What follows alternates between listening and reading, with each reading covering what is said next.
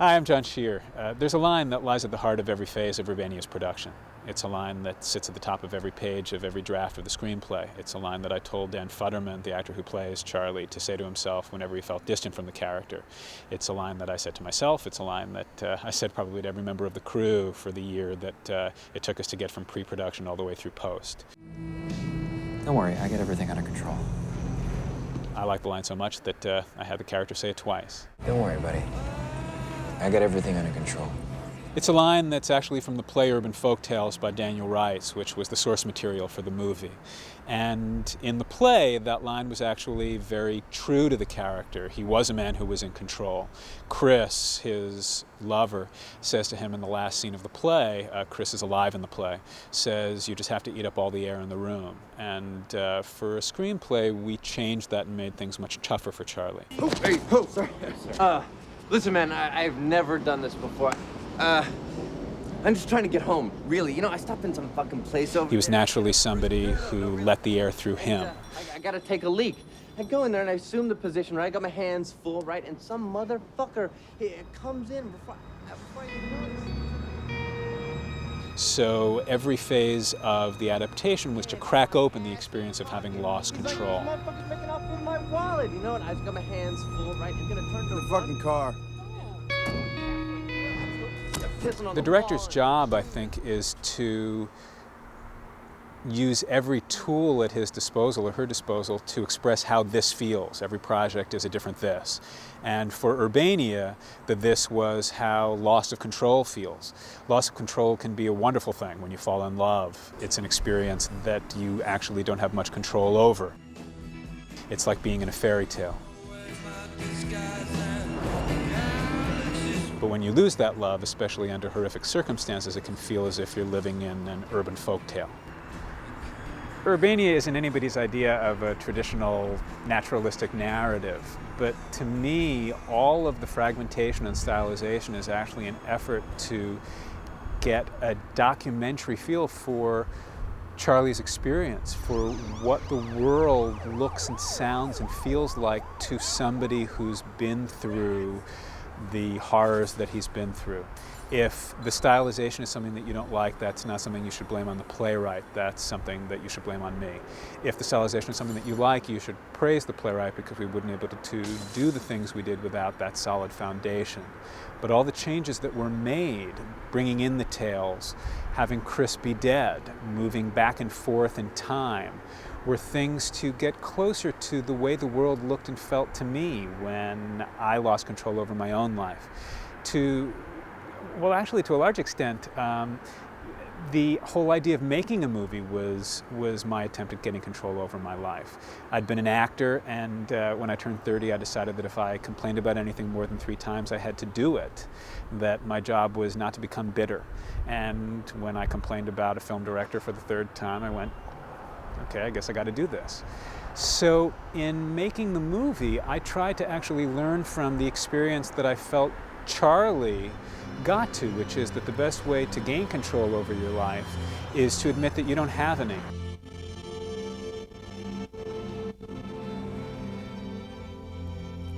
So once I had finished all the drafts of the screenplay, I actually felt that the movie was so much in my muscles that I really wouldn't be able to make a mistake. It's the same thing as when you're an actor.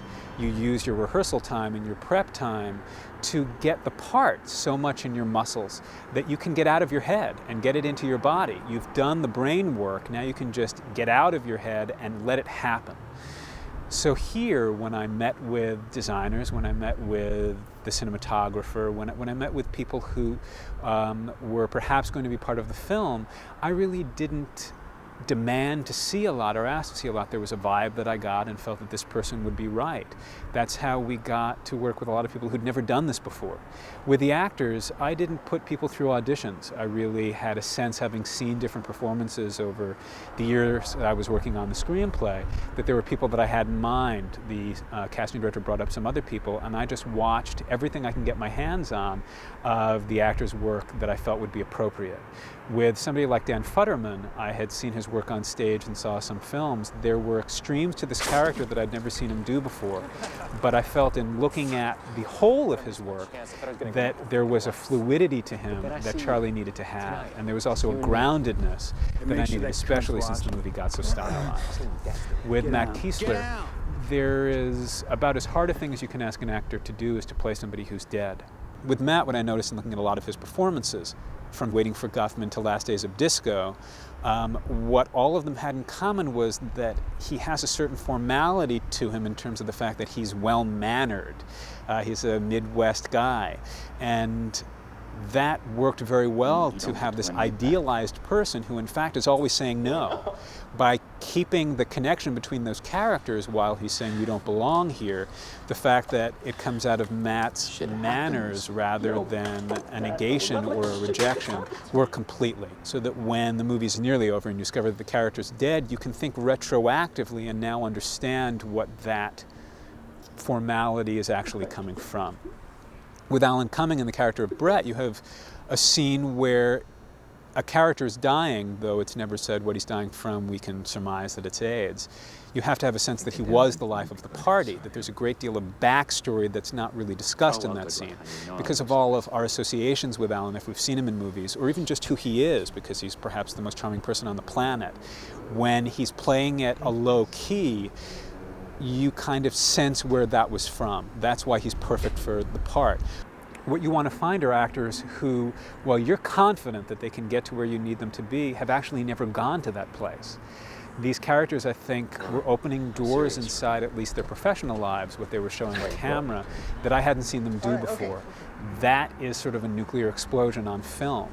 So because I wanted them to feel that they were in control, I didn't ask them to audition, that the confidence that I had in them was hopefully a confidence they would bring to the screen, that they would feel in control enough that they would actually give up that control to the characters and to me. Maybe you should just make me, okay? What? You're the man, right? You like danger, don't you, honey? Just go, all right? I'm dismissed. I didn't pass muster. This is my place. We had 18 days and $225,000 to shoot URBANIA, and Super 16 helped us get there with those limitations. It's allowed us to shoot very quickly with very little artificial light. In addition, Super 16 naturally gave us all the things we wanted artistically. The saturated colors and the heightened grain structure again operated at that crossroads between surrealism and documentary realism. By the same token, when we got to each location, it was pretty much a different location than we'd seen during scouting because we had so little money to hold on to those locations. And when we got there, there was always one shot that had been storyboarded that, because there was an iconographic value, I think helped give it that sense of tale, of myth. Besides that, the camera and the actors were blocked to encourage a lot of spontaneity. While the lines were not improvised, where actors could go, they were loosely blocked and the camera kept a certain looseness so that there again was that level of pre-planning and spontaneity. I don't actually remember, but that's not the point, man. The point is I'm not some little 12-year-old baby arsonist here. I mean, I'm setting the fire to prove a fucking point. Sure. You know, the point is, fuck her. What am I? When it came time to start editing the film, I took a month off between the shooting and the editing to see the movie afresh. I really wanted to be able to collaborate with people that might have different ideas, but also perhaps to see the film from a new vantage point. I had heard a lot about the digital process in post, meaning going from film into a digital matrix where you can do your effects and your color timing and then back out onto film. And because of the pattern that had happened in the film and believing in pattern, I really felt that when it came time to negative cut the film, some disaster was going to befall us. It's filled with very, very competent people, but in our film there was no room for mistakes. It was a very finely edited movie with very few takes to work from, and that if certain frames were slashed or degraded, which happens a lot with Super 16 anyway. The drawback with Super 16 is that when you blow up, you lose a lot of those elements. The supersaturated colors can get blown out as they're getting blown up. In addition, any piece of dirt or scratch is going to become a boulder or a canyon. that was going to happen with this. It just happens naturally to film, and with this film in particular, given all the disasters that had happened to us while we were shooting in terms of things that were out of focus and problems with film, I knew it was going to happen here. So I started exploring other options, and I remember having read about the digital process. And so I called Cinesite and told them the idea, which was for us not to cut our negative, meaning that we were going to go through our film with our edit decision list and digitize every clip that was in the film, and then press the sort function so that it would then be spat out in order. And while it was in the digital medium, we would color time, we would do our opticals, we would do our titles, and then we would conform the negative. It was a one-stop shop, so that we would have unprecedented control over color values and contrast than you do through the normal optical process. We were the first film in Super 16 to go through this process. We were the first film not to cut its negative using this process. And as far as we could tell, though, Star Wars had said that they had gone 100% from film into digital and back out onto film. We would certainly be the first non-effects film to do that. So on the one hand, we were having as much control as anybody's ever had over those elements, and on the other, we were throwing our arms up and going, let's hope this works. So this is the very top of the movie, and it incorporates pretty much everything that we did. These are the titles which were created digitally. There are opticals up the wazoo already. Slow motion, dissolve after dissolve. Right, and as John said, we did all the dissolves here on the computer. What that also gives us is higher quality, because as soon as you go to an opticals house, you can sometimes notice if you're watching a movie, you'll see kind of a pop when they go to a dissolve or a fade, and it doesn't quite match. And by doing it digitally, it'll just be completely seamless. Yeah, there's a generation loss, as with, it's like a Xerox copy when you make, tell me if this is wrong, when you do opticals in a film, because you're not working from your original negative. Here, everything is in a matrix. It's in an information matrix, and no matter what you do to it, it's the same number of pixels, it's the same resolution. Mm-hmm. When you normally do opticals effects, you are working from a generation away from your original. Right. It's the same thing as getting Xerox copies versus digital copies. When you get your Xerox copy, it is a generation away. Digital is closer. Right. Here we're always working in the digital matrix. That street was two completely different days, and so there was a lot of color timing to match. The other thing is that you have a lot more control over the dissolves and the fades, the timing of them, how they feel and look digitally, and you could also see them here. You previewed them on the monitor here before they were ever filmed out. Yeah. So whereas in an opticals house, you'd have to go through and film it out. Oh, no, I don't like it, go back again and go through multiple steps. Here, you could just look at a monitor and say, oh, I like that, or change it by a few frames, or do something completely different, and we could do it all here and show it to you.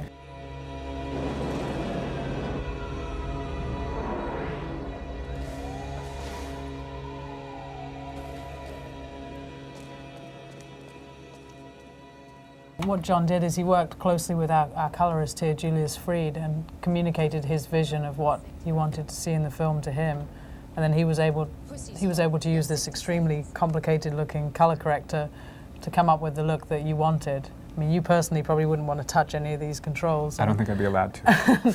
It takes someone a long time to learn how to use it, but once the key is really the communication between the two of you, I think, in getting the message across of what you wanted to accomplish, and then him being actually able to technically achieve it.